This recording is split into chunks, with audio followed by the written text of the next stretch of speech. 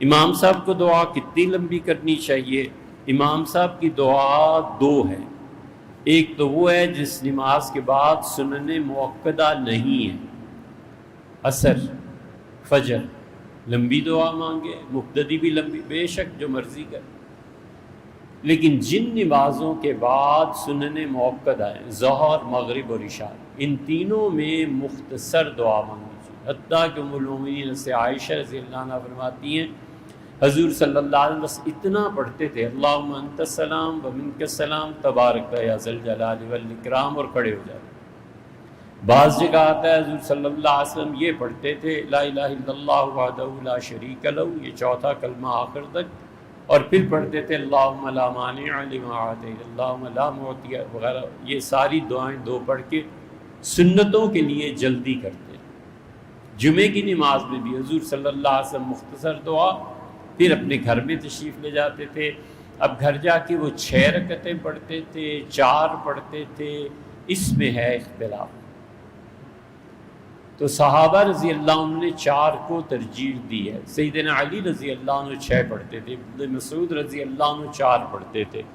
تو کوفہ والے، حنفی فقہ کے ماننے والے اور چلنے والے، انہوں نے ابن مسعود رضی اللہ عنہ کے قول کو لیا ہے کہ جمعے کی نماز کے بعد 4 سنتیں موقدہ ہیں اور 2 سنتیں غیر موقدہ ہیں۔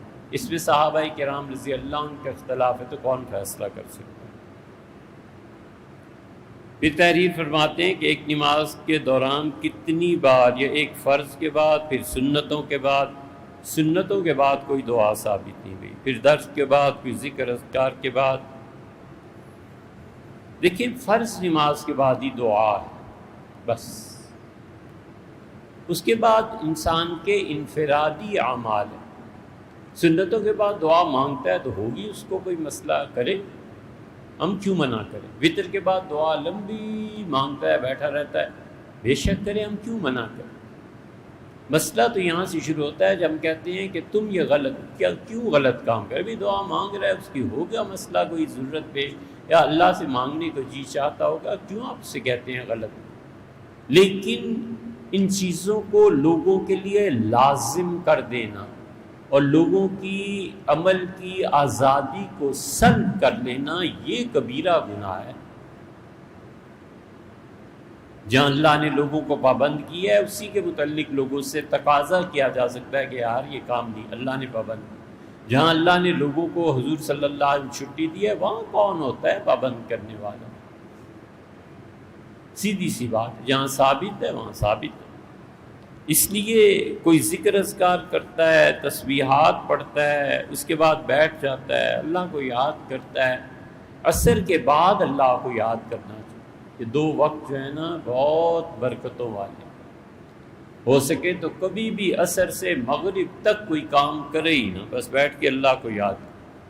اللہ نے فرمایا سبح بحمد ربک، اور اپنے پروردگار کی تسبیح اور حمد بیان کرتے رہو قبل طلوع الشمس، سورج کے چڑھنے سے پہلے۔ تو تہجد کا جو وقت ہوتا ہے نا، اصل وہ وقت ہے ذکر کا، اللہ کو یاد کرنے۔ اور ایک جگہ فرمایا قبل غروبہا، سورج کے ڈوبنے سے پہلے مجھے یاد کیا کرو، تو وہ ہے عصر مغرب۔ اسی لیے حنفیہ کے نزدیک مستحب یہ ہے کہ عصر تاخیر سے پڑھی جائے۔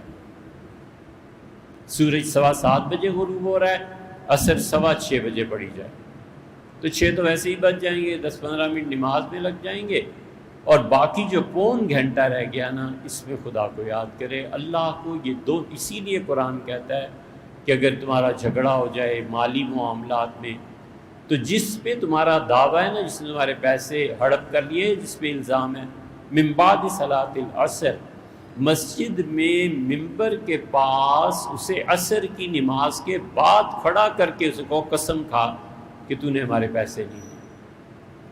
اس لیے کہ عصر کے بعد جو لوگ گناہ کرتے ہیں نا مغرب تک، ان پہ بھی خدا کا غضب بھڑکتا ہے، خدا کا غصہ۔ اور اسی طرح جو تہجد میں کوئی کرتوت کرتے ہیں، ان پہ بھی خدا کا غضب بھڑکتا ہے۔ یعنی جو عین رحمت کے نازل ہونے کا وقت ہے، اس وقت منہ کالا کرنا ہے، اور کوئی وقت نہیں ملا، تو اس لیے